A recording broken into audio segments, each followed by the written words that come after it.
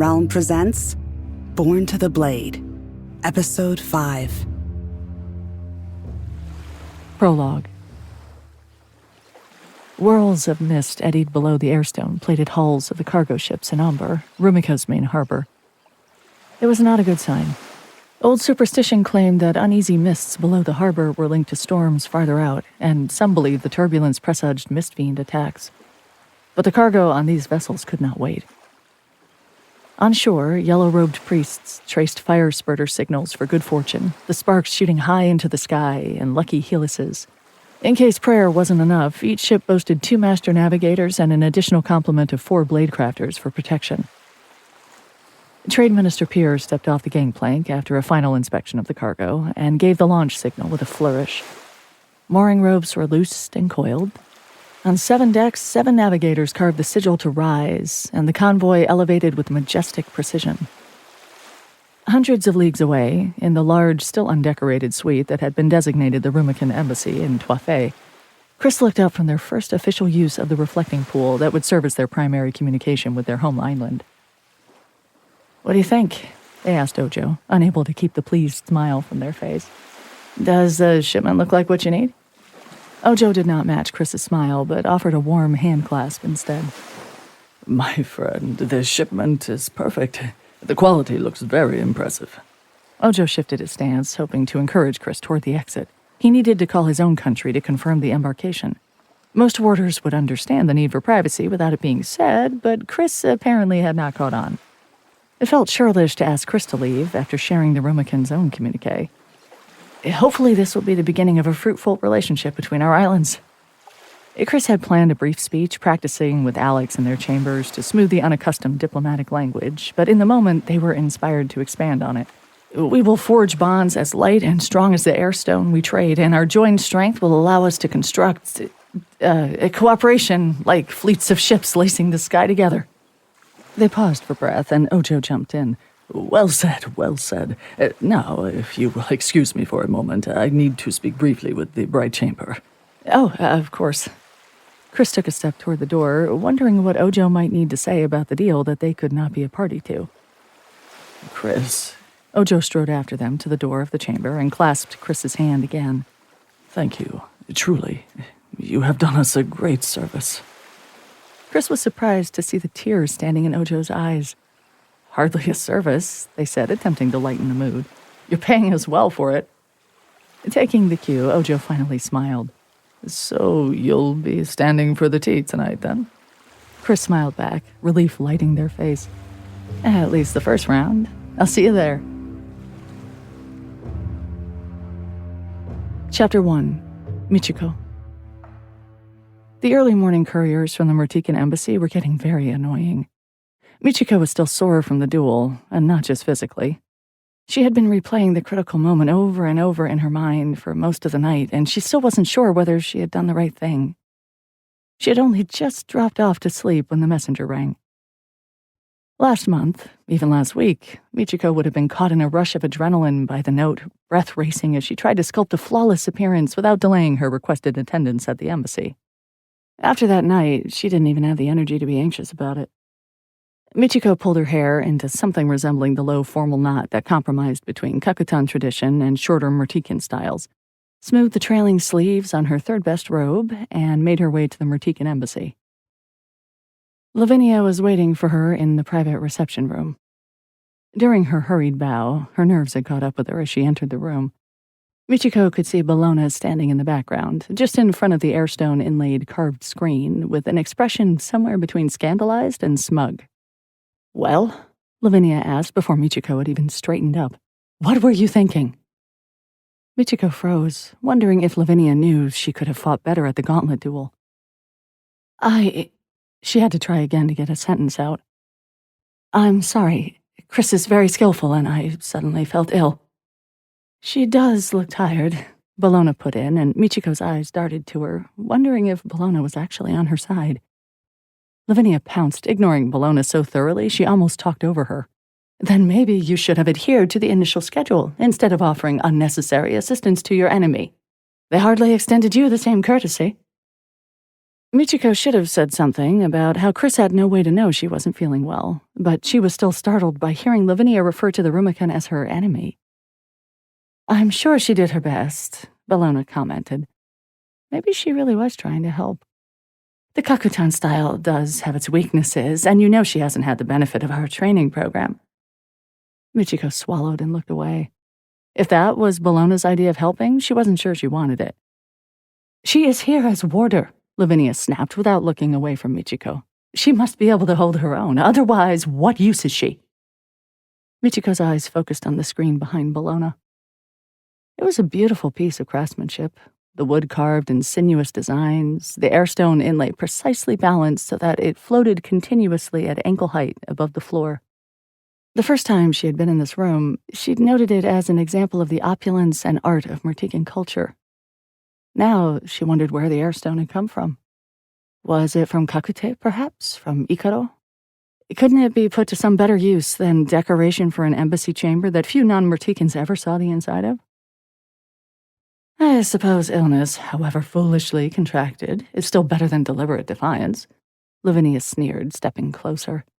"That, as I'm sure you understand, would require your immediate replacement here, and possibly prosecution." Anger made Michiko want to shout that of course she'd done it on purpose, but she lowered her eyes with a murmured, "Indeed."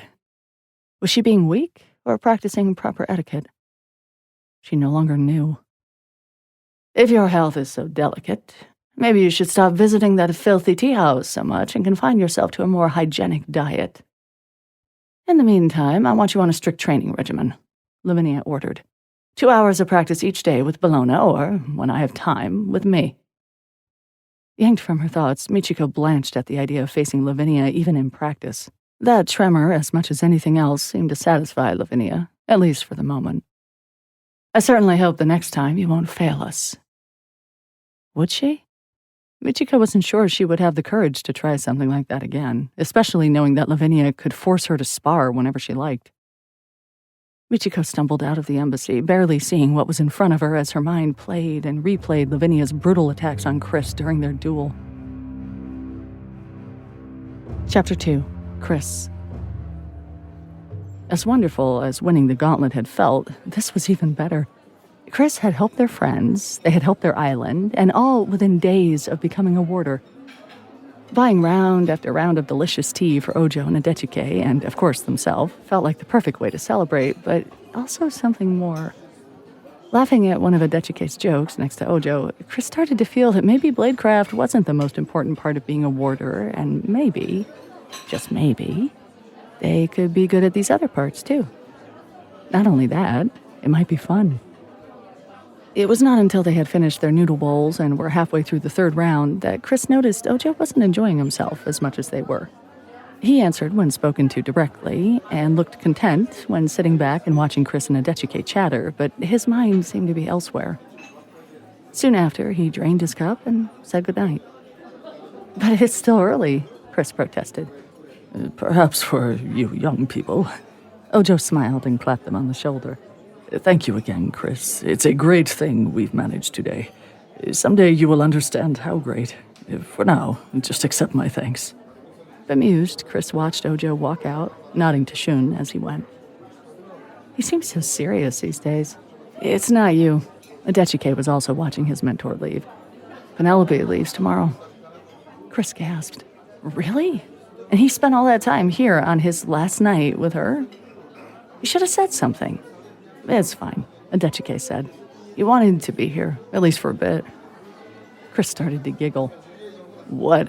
Adechike asked. "I was wondering how he could feel sleepy after all that tea."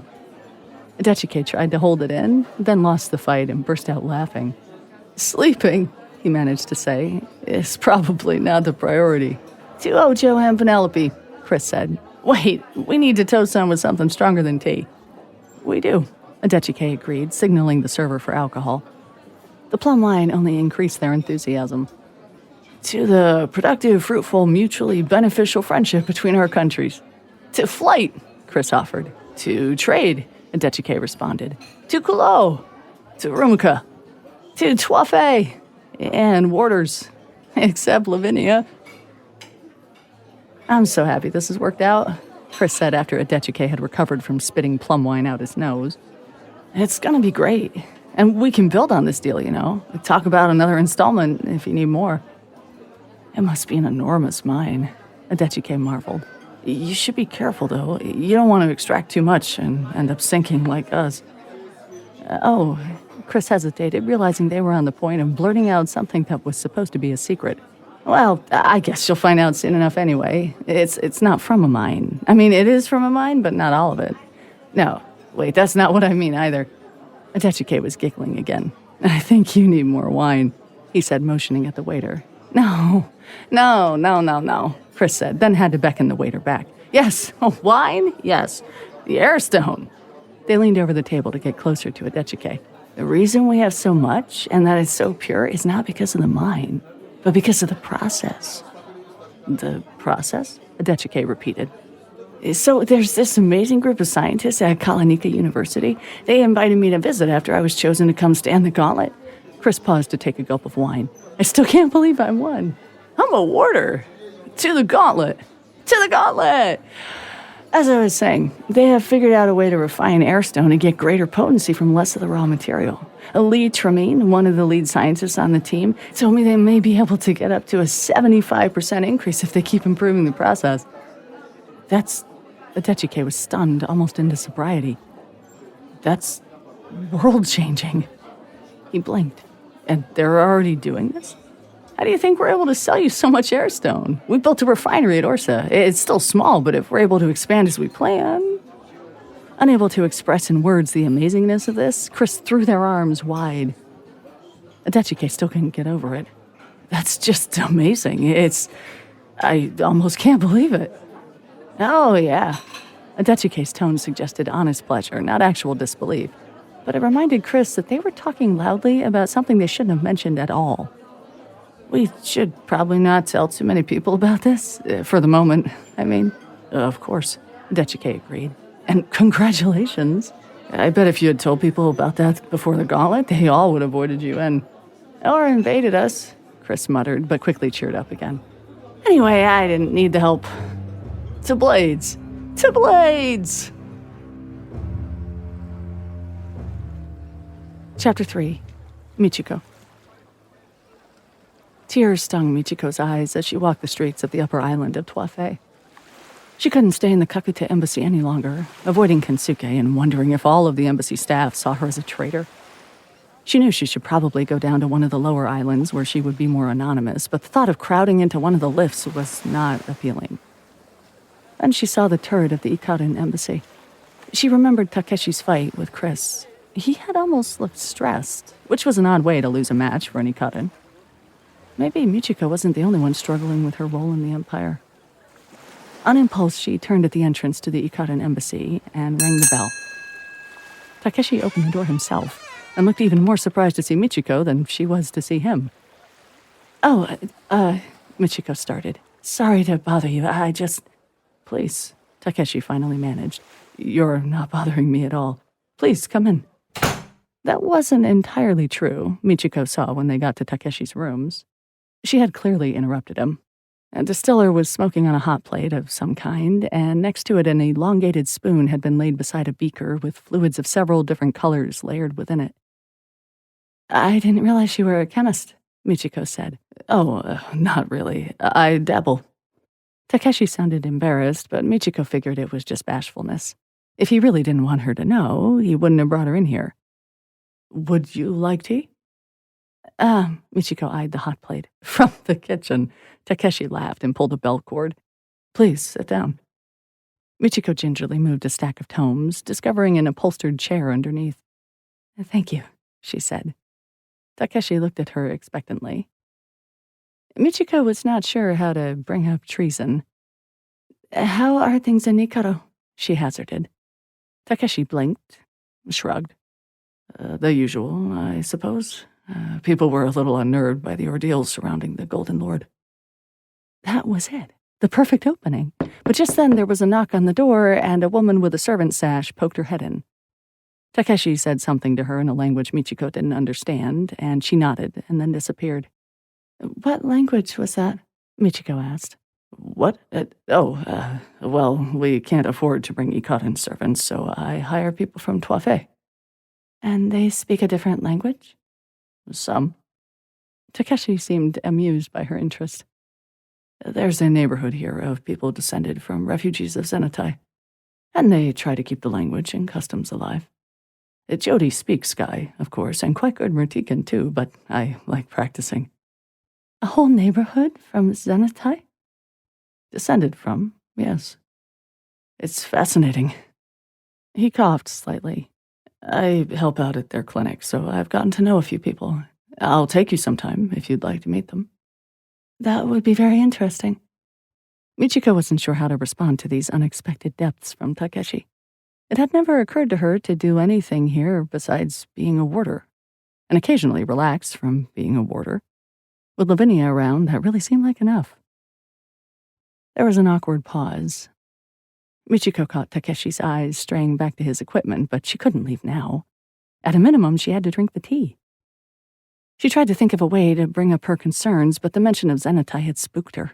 It was the familiar horror story told to all children of the island nations. We must avoid war or we could all be destroyed. It was, now that she thought about it, a useful tale for maintaining an empire. "What are you working on?" she asked finally. Oh, this? Takeshi glanced at his equipment as though he had forgotten it. He couldn't wait for me to ask, Michiko realized. I'm doing some research on birthrights. Birthrights?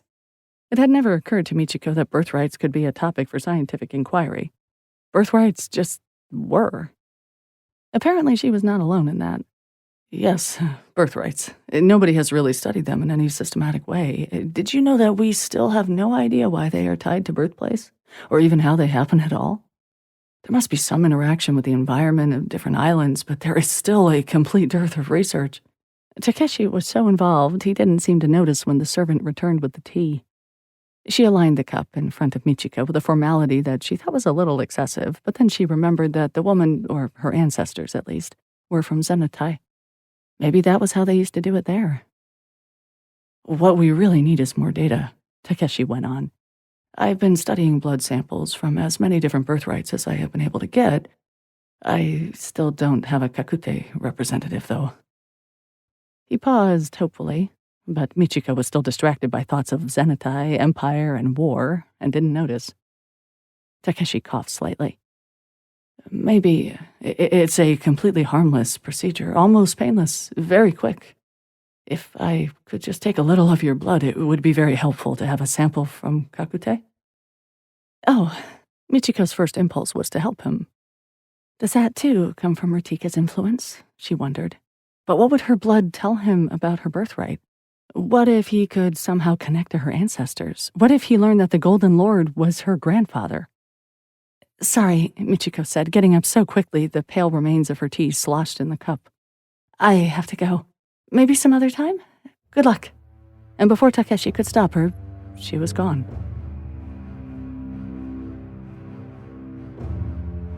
Chapter 4. Penelope. Penelope awoke at dawn, as her mother had trained her to do when she was a child. She smiled involuntarily. Soon she would have a child to teach the ways of life to, just as her mother had taught her. If it was a girl, please, please let it be a girl. Usually she rolled out of bed immediately, but today she gave herself an extra 30 seconds to listen to Ojo breathing softly through his mouth. It was so soft in many ways, and yet he had an amazingly firm system of principles for a man. Firm in other ways, too. The conception process had been very enjoyable. Penelope twisted her legs off the bed and bounced to her feet. As always, Ojo opened his eyes when she did so. Today, however, he didn't smile or roll immediately out of bed to join her. Good morning. Penelope tried to let her voice tell him so she wouldn't have to put it into words. I don't want to talk about how much you're going to miss me. She would miss him too, of course, but there was no use talking about it. They had both known this day was coming. Besides, it was the way of things. Many of Penelope's friends, those lucky enough to find a sire they were fond of, at any rate, had gone through something similar. Still, she leaned over to give Ojo a quick kiss on the lips. Morning. Ojo said. He couldn't even say it was good for politeness' sake. Penelope could see him searching for some other comment to make. She saw his eyes flick to her trunks, already packed and corded, in the corner of the room. "How did it go with the Rumikin yesterday?" she asked to forestall him. Ojo hated it when she referred to people by a characteristic rather than by their name, but it wasn't rude on Vanya, and besides, Chris was hardly at a level to merit great respect yet. The gauntlet performance had been decent, with a lucky chance during her own match, but that wasn't all there was to being a warder. Ojo grimaced and sat up, while Penelope moved into the alcove to splash water onto her face from a basin. "It went well," he said once she could hear him again. "We have our trade deal." Penelope leaned out to look at him, an eyebrow raised. He was being very free with that information. "The ships have sailed," Ojo added. "It is already in process." Still, bad luck to talk about it before it was complete. But maybe Kuloi had a different set of superstitions. "Congratulations," Penelope said. "Will it be enough?" "Perhaps." Ojo turned away from her to pull his shirt over his head, and Penelope watched the muscles in his back. He really was a dear, even if he insisted on moping about the fact that she wasn't giving up her wife, culture, and child's birthright to stay with him. Penelope sighed. Men. But Ojo was one of the better ones, and she hoped their friendship would survive. She hoped he would survive. "Take care," she advised him. "Murtika may take this deal as an aggression." Ojo emerged from his shirt, scowling. "Only because they think the maelstrom revolves around them. Considering a trade deal between two unrelated nations as an act of aggression against them. They are frightened of you," Penelope said as gently as she could. "They remember what you did to Zenitahi." Ojo's face grew even more severe. "That was centuries ago." "Of course, but fear lingers, especially among those desperate for ascendancy. They know your bladecraft is strong, and they believe you still have resources to vie with theirs. You are a threat to them." Ojo sagged back onto the bed. "Not really." "Don't let them know that," Penelope advised. "If they see your weakness, they may hurry a confrontation." She knelt beside him to get her face at his level. She wanted to be sure he listened to this. "I trust you, and would fight by your side. You know that." From the expression on his face, he hadn't known it, and she hurried on before they could get caught up in all the painful sentiments she wanted to avoid. "But I am not the only leader in Vanya. We are not yet decided where we will fight if this becomes a war." "Surely you wouldn't take Murtika's side. They're a danger to you as well. Your colleagues must see that." "I wouldn't." Penelope made a face. "I've met Lavinia. But from Vanya's perspective, Murtika has done nothing to threaten us." "Yet." "Yet," Penelope agreed. "But we will not shrink from battle. I do not know where we will fight, but I can assure you that we will." Chapter 5. Chris. "Anyone home?" Chris pounded again on the door of the Ikadan embassy. The evening was cool, and they bounced on their toes while they waited. They had to keep in shape, after all. They were a warder now, and a challenge to a duel could come at any time. Chris was in the middle of an extended thrust with an imaginary blade when Takeshi opened the door. "Good evening," Chris said, straightening, but unable to wipe the goofy smile off their face. They loved being a warder. "How is your miss day?" They remembered they were supposed to be apologizing. How are you feeling? Did the wound heal well?" Fine." Takeshi rubbed a hand over the back of his neck, then glanced toward the interior of the embassy. "Sorry, I was busy, and I wasn't sure what that knocking was." "Not many visitors?" Chris asked sympathetically. "There's a bell," Takeshi pointed out. He sounded amused rather than annoyed, and Chris laughed. "Good thing there wasn't an observational skills component to the gauntlet." Takeshi smiled in return, if a little uncertainly.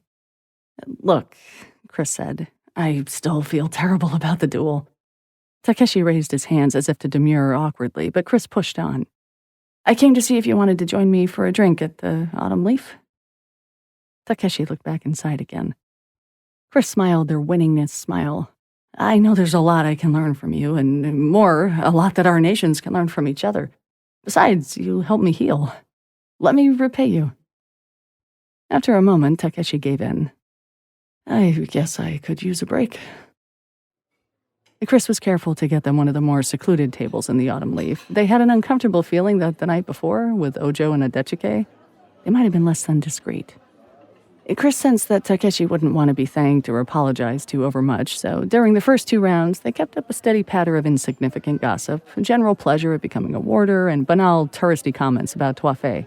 It was only when Takeshi was on his 3rd Ikaran whiskey that Chris started in.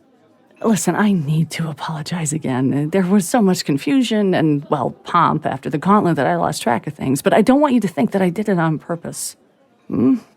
Either Takeshi was drunker than he appeared, or he was lost in his own thoughts. Oh, please don't mention it. Of course, I wouldn't think you had done it on purpose. Why would you? He trailed off, obviously remembering how viciously Lavinia had hurt Chris. Well, Chris said, uncomfortable now himself. I don't know if that's how warders behave, but I don't. They recovered their smile. And I really was impressed with your fighting. Takeshi immediately flushed. What? When? At the gauntlet, of course, Chris said. Takeshi got even redder, and Chris realized he thought he was being made fun of. I mean it, they said hurriedly. Your blade crafting is excellent. I really learned a lot. That was the best marksman's arrow I'd ever seen. And then the way you were able to keep up the sigils under pressure when I closed in? It was just luck that Well, and then I messed up, going too hard. It wasn't your fault, Takeshi responded. It had been a long day, and you are so fast, I got flustered. He stopped immediately and put his hand over his mouth in an almost comic gesture of dismay. Chris was so surprised that they fell silent. Takeshi's eyes dodged around the room. He started to speak again with a jerk as though it took an effort to get the sound out. I guess I was tired. He put his hands on the table. I'm pretty tired now, actually. I think Takeshi, Chris said, and then repeated it when Takeshi didn't seem to hear them. I don't know what's going on, but I'm not trying to trick you or attack you. They put a hand on Takeshi's, hoping to crack through the panic. Really, I just want to help. Takeshi stayed in his seat, but eyed Chris suspiciously. Why? Chris opened their mouth and realized they didn't have a reason, or at least not one they could put into words. Takeshi seemed like the kind of person they could be friends with, and he seemed to need help, and they hadn't thought any further than that. Chris tried to imagine how someone like, not Bologna, that was too much, but maybe Michiko would think about this. Or how Takeshi must see it after living in Toifei for years. You could have made it a lot harder for me in the gauntlet, and you didn't, they said finally. And I might need your help in the future. Takeshi's hand relaxed beneath Chris's on the table, but Chris's good mood had somewhat deflated. Were they going to be that cynical after a few years on Toifei? Anyway, Takeshi said, recovering a little. Nothing's going on. As I said, I was just tired. Chris took a deep breath. You were flustered. That's what you said. And, they added, remembering, you did look stressed. Takeshi seemed grimly determined not to show any expression. I fought a lot of Ikarans and cross-island tourneys, Chris went on as gently as they could. They never get stressed. Takeshi withdrew his hand from Chris's to cover his face. Could everyone tell? No, I don't think so. It was slight, just your breathing and your timing. What is it? Are you sick? I don't know, Takeshi whispered from behind his hands. I don't have the birthright. I've never had it. Chris was silent for a moment. You were born somewhere else? Takeshi lifted his face, taking a deep breath in. I don't know. At sea, I suppose, or maybe here, but no one has ever told me anything about it. Chris looked at him with renewed respect. You mean to tell me you earned the warder position without any birthright? A half smile lit Takeshi's face. I guess I did, he said, but the smile faded as quickly as it had come. I'm not sure how long I can last this way, though. It's hard hiding this. And I am at such a disadvantage in duels. I studied bladecraft as hard as I could, but I've never been good enough at the fighting. I don't know. It seems like you're doing pretty well, Chris said. Besides, I don't have the Ikaran birthright either. No, but you do have a birthright. Not one that helps particularly with dueling, Chris pointed out. I don't know. Takeshi said, looking down again. I think, maybe knowing who you are gives you a kind of confidence that must be helpful on some level. Besides, I can't relax. I'm always one duel away from being exposed. Would it be that bad? Takeshi shook his head without breaking eye contact. I couldn't represent Hikaru if I wasn't born there. Maybe it was something else, Chris said. You can't know for sure. Maybe, Takeshi said heavily. I am studying birthrights to try to figure out what went wrong with mine. And maybe fix it? Takeshi shrugged. He didn't seem to be holding out much hope of that. I don't know anything about your experiments, Chris said thoughtfully. But I can help you with one thing. What's that? Let's become practice partners. I can learn much from your craft, and lots of sparring is the best thing to reduce your stress in an actual duel. You would do that? Takeshi asked, his smile fluttering to life again. It's not a favor, Chris said. I mean it. I could learn a lot from you. And I can always use more practice partners. Takeshi's smile widened, and Chris was struck by how much it brightened his face. They felt a growing warmth inside. Yes, Chris could be good at being a warder, and enjoy it too. Chapter 6. Michiko. Hands trembling, Michiko lit her candle on her third try. She had waited until she was sure the embassy was quiet. It was taboo to disturb anyone while they were communing with their ancestors, but Michiko didn't feel as if she could count on anything anymore. Lavinia or Bologna certainly wouldn't hesitate to break into what they saw as a primitive ritual, and Michiko didn't even trust Kensuke at this point. But it had been days since she had spoken with her ancestors, the longest she had ever gone. She missed her great-aunt and uncle, who had been carrying presences in her life since she was a child, maybe even more so since they had passed. And Michiko knew they missed her, too.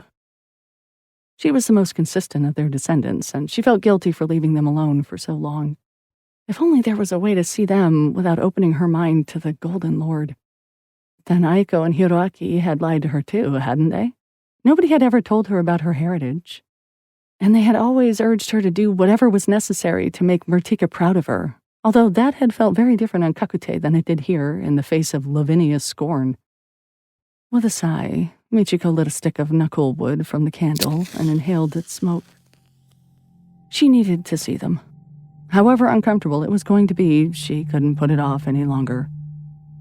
Her uncle Hiroaki was the first voice to join her as the incantation faded, and Michiko was aware of a disloyal pang of annoyance. Perhaps because he was closer to the mortal world, Hiroaki had always been more interested in Michiko's career and achievements, more conditional in his love. On the other hand, at least it wasn't the Golden Lord yet. How are you, niece? He asked, and true to form, he immediately added, How was the gauntlet? Did you prove yourself worthy of the honor? Michiko swallowed hard.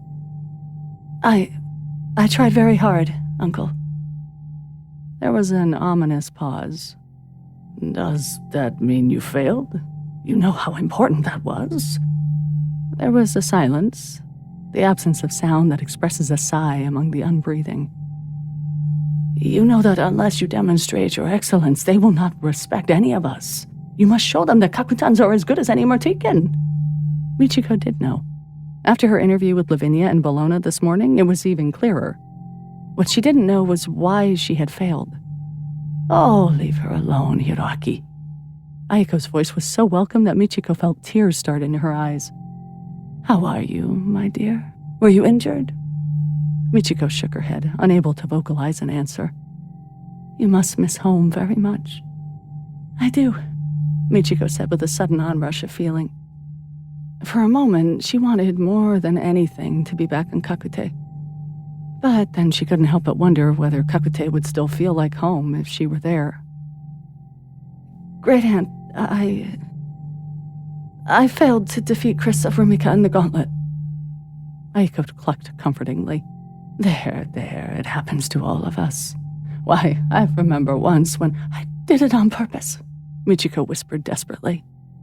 That is to say, I had an opportunity that might have let me win, and I let it go because Murtika told me to defeat them, and I'm not sure I could have anyway. They're very good, but I was angry because Murtika didn't have good reasons for blocking them.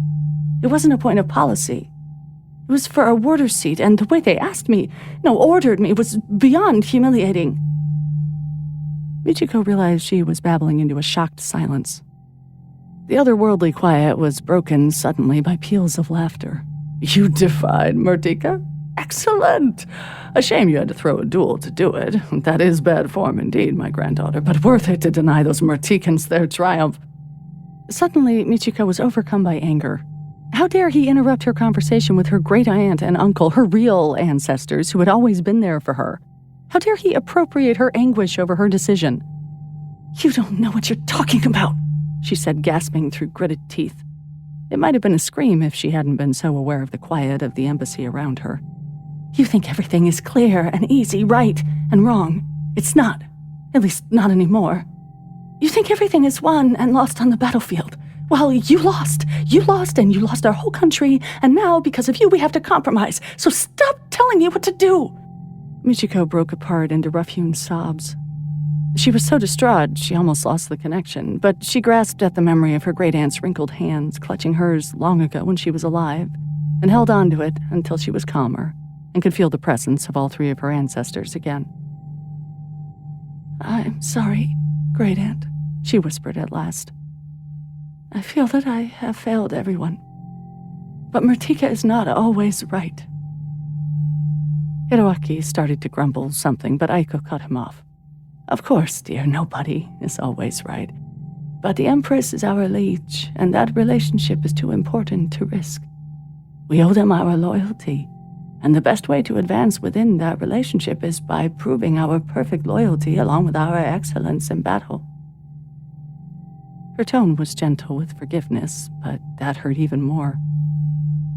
If you could see them here, Michiko said despairingly. The senior warder is so cruel, and even... She trailed off into a sigh.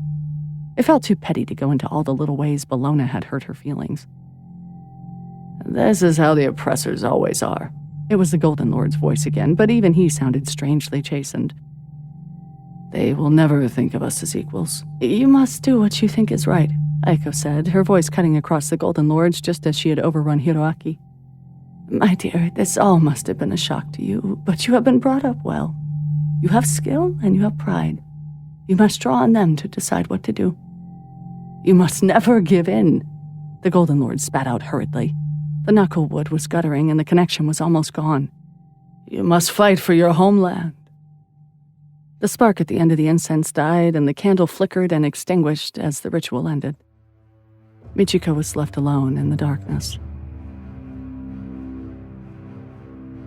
Chapter 7. Adechike. Someone had clearly explained to the Kuloi embassy cook how to make matoke, but he hadn't quite gotten the hang of it yet. Either that, or maybe the ingredients available on Toifei were subtly different from what Adechike was used to at home. The tea, on the other hand, was far better, and he drank a deep draught with appreciation. Like it? Ojo asked with a knowing smile. I get it directly from Shun. That's a relationship you should be sure to cultivate. Sounds wise, Adechike agreed. He stretched luxuriantly, still waking up. It was midday, and after the whirlwind of arrival, the gauntlet, and the trade deal, it felt good to have a lazy morning. Has the trade convoy arrived yet? Not yet, but they're not expected until later today, at the very earliest. Despite his unconcerned words, Ojo got up from the table and paced over to the window. It's a great thing, Uncle, Adechike said, trying to bring Ojo back into the sense of optimism Adechike himself felt whenever he thought about the trade deal. With a single stroke, you have resolved one of the greatest challenges facing our country. Ojo turned from the window. We haven't solved anything, Adechike. His face was tight. Delayed it, perhaps. What do you mean? Surely that quantity of airstone... He trailed off as he registered Ojo's expression. Our island is sinking, Adechike. Ojo's voice was heavy. His shoulders weighed down with worry. It's sinking faster than you know. Faster than almost anyone outside the Bright Chamber is aware. His voice dropped still lower. They are not sure whether the trend is reversible. But... Adechike sputtered until his natural optimism reasserted itself. But the trade deal, surely that quantity of airstone at that level of purity, It will make a difference. It must. If we are fortunate, it will slow our decline, and perhaps even give us time to find another source, Ojo admitted, but I have no idea what that might be. Adechike shook his head in confusion. We can always get more from Rumika. Ojo looked at him sharply. I hardly think they will follow us down the path of exploitation. And it wouldn't be ethical to encourage them to, he added as if to himself. Adechike stared. The stalwart, principled Ojo Kante needing to talk himself out of an action that would clearly be wrong. The state of their nation must be desperate indeed. It doesn't have to be exploitation, Adechike managed finally. At least he could feel happy about bringing good news. Chris was telling me the other night. He furrowed his brow, trying to remember the details. What they sold us came from less raw airstone than you would expect. They have found a way of refining it, some better process system they've developed at the university and already put into practice. He shrugged helplessly. I didn't get the full schema, but Chris said we could conduct further deals. Ojo was frozen in his spot midway between the window and the door to the library. Processing. Yes, Adechike said.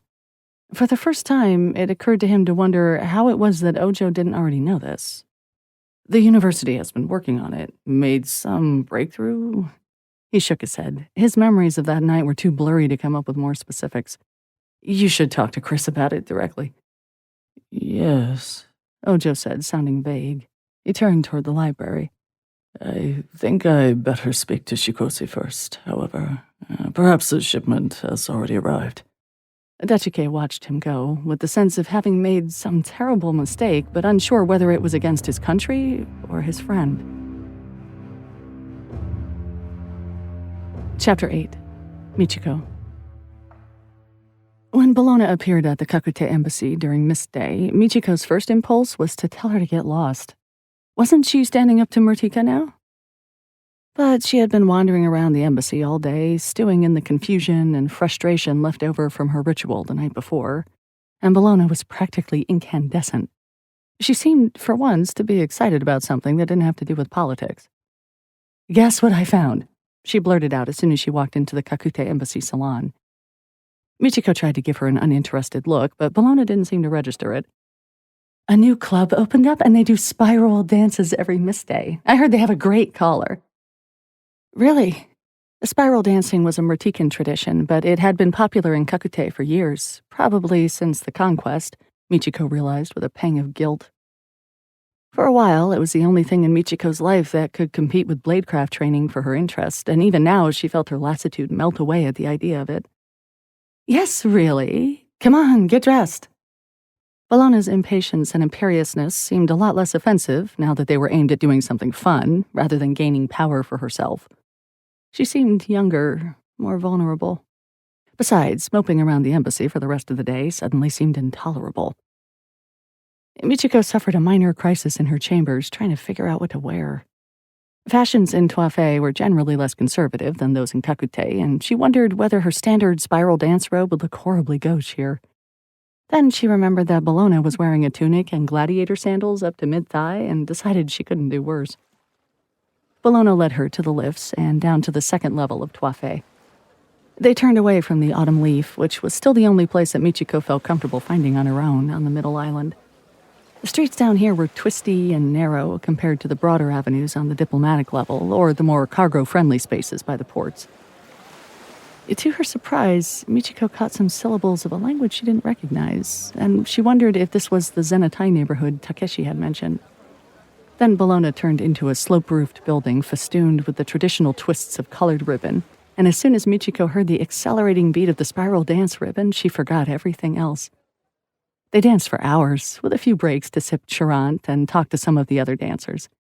The caller was inspired, and the dancers were wearing a wide enough range of clothes for Michiko to feel comfortable in hers, although Bologna was probably a little beyond the pale, and Michiko met some local Tuafe people who seemed nice and urged her to come back again next Mist Day.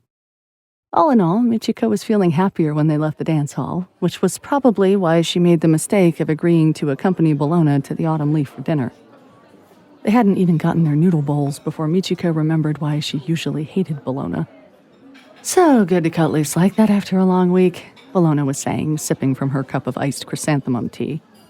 Of course it was much worse for you, with your failure at the gauntlet. Michiko put her cup down and stared at Bologna, wondering how she could become so insufferable so quickly. Had she carved a sigil enabling niceness that had just worn off? But Bologna didn't notice.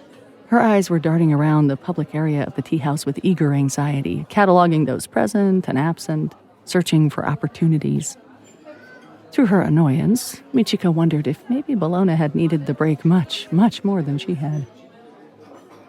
Bologna raised her hand in a quick little wave, and Michiko glanced over her shoulder to see whom she was greeting. Ojo was sitting alone at a table in the back, brooding over a cup of tea. He did not look like he was having a good miss day. He also did not look like he'd noticed Bologna's wave. When Michiko turned back to their table, Bologna seemed to have come to the same conclusion. She was frowning slightly, and Michiko wondered if she was going to go with pitying, poor Ojo, so distracted since Penelope left with his unborn child, or scornful. Those Kuloi think they're so much better than everyone else. She didn't expect her to attack. You never did manage to drive a wedge between the Kuloi and the Rumikins, did you? Michiko was so surprised she didn't manage an answer, and then the waiter was there with their noodles, and she closed her mouth on whatever she had been about to say. Bologna didn't seem to care if they were overheard. You were supposed to find ways to warn Chris about the Kuloi agenda, and you didn't. Now Chris is a warder also, thanks to you, and the Rumikins and the Kuloi... Bologna paused to fix a smug expression on her face. You don't even know what the Rumikins and the Kuloi are up to, do you? It wasn't just the words. Bologna's tone was snide and demeaning, and she didn't even seem to expect an answer from Michiko, as if her response would have no meaning at all. Face burning, Michiko stabbed at her bowl of noodles. Bologna continued, looking around the room while she spoke as if Michiko wasn't even there, and yet she was clearly only talking to make the Kakutan feel bad. The Rumikins are selling airstone to Kulo. For less than market price, I might add. How short-sighted. But they must know that this will be addressed in the council. Michiko was baffled. Why would it be addressed? Surely any nation can trade as it wishes with any other. Bologna looked furious at first, then she burst out in a forced laugh. Of course, I shouldn't have expected you to have as fine a sense of the clockwork of power. She leaned forward. The Rumikins are providing critical aid to the Kulo. Airstone is practically a military resource, but what would a Kakutan know of such things? You haven't won a war or even a diplomatic challenge in centuries. Michiko could not help but remember the Golden Lord's words, her grandfather's words. Mortika would never value her. For all of Bologna's friendliness, she had never thought of Michiko as her equal. Chapter 9. Ojo. Ojo was holding a teacup, but it was filled with arak. A particularly powerful arak that Shun had handpicked for him after seeing his face, which was why Ojo was nursing it so carefully. Tonight should be triumphant, and he should have nothing to stay sober for once he received confirmation that the trade convoy had arrived safely. But he could not feel confident enough to get himself sloshed. He desperately wanted to, though, and more every time he replayed the conversation with Shikozi in his head. Ojo had thought that the information about Rumika's new processing methods might calm heads among Kuloi's ruling elite, but judging from Shikozi's reaction, he was entirely wrong. Are you telling me they can make raw airstone more productive? Shikozi had asked incredulously. And they haven't shared this technology. They are offering us access to the product for trade, Ojo told him. This could be exactly what we need. This could save us. If we can afford it, Shikozi responded. They don't know how desperate our situation is, Ojo reminded him. Perhaps a discreet word to the Rumikan warder, with whom I've built a strong working relationship. Absolutely not. Shikozi had looked as angry as Ojo had ever seen him. We must not let anyone know how weak we are right now. Ojo, I hope you can see that. Shikozi frowned into the reflecting pool. You better not have hinted it to your new Rumikan friend. No, of course not, Ojo had assured him. And he had believed it to be true at the time, but now he was thinking back through all his conversations with Chris, wondering if his comments about what a great thing it was that they were doing had suggested desperation. And the convoy still hadn't arrived. Ojo didn't want to borrow trouble, but he couldn't help worrying. He did the calculations in his head. Perhaps one of the ships had been lost in a Monic attack. Where would that leave them? Or maybe it was a storm that had driven them off course, but surely 1 or 2 ships would have gotten through. He had promised himself that he would give it 3 hours before returning to the reflecting pool to check in again. Still 2 hours to go. Ojo took another sip of his drink. He wished he had someone to talk to. His eyes drifted around the room, and he noticed for the first time that Bellona and Michiko were sitting at a table not far from him. Strike that. He wished specifically that he had Penelope to talk to. She was so clear-headed and strategic. She would tell him how silly he was to be worried about useless things, and convince him to hope again. Chapter 10. A Sky.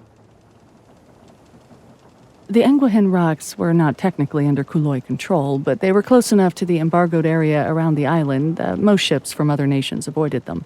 But it was the fastest route back to Tsukisen from the Tanagawa Maru's trading voyage to Kakute. Tsukisen's famous neutrality theoretically allowed them passage, and Captain Komatsu ordered the colors hung to avoid any mistakes. Even so, she proceeded with caution. The uninhabited scatter of small islands was a classic site for ambush. An official Kuloi patrol was the least of her worries. There could be Hiroki pirates lurking among the crags, and even without hostile ships, the currents were treacherous. Many a ship had... Komatsu's thought was cut off mid-sentence as the Tanagawa Maru came around a promontory into the heart of the rock cluster. There indeed were many ships, or rather parts of many ships. For a moment, the creaking of the tackle was the only sound, and the crew froze in shock at the sight before them. Splintered wood and twists of rope were scattered across the strait, all of it drifting lower into the mists as they watched. So much debris suggested multiple ships, a convoy, maybe a fleet. Komatsu counted at least 5 large pieces of hull, with the tip of another just protruding from the mists as it sank. Whatever had happened here had happened recently. Just before Komatsu shouted the order to come hard about, she caught a glimpse of color streaked across a thick spar. Torn and already damp with mist, the Rumikan Chimera flag fluttered desolately from the wreckage. You're listening to Born to the Blade, Episode 5, by Malka Older, starring Xe Sands, produced by Realm, your portal to another world. Realm, listen away.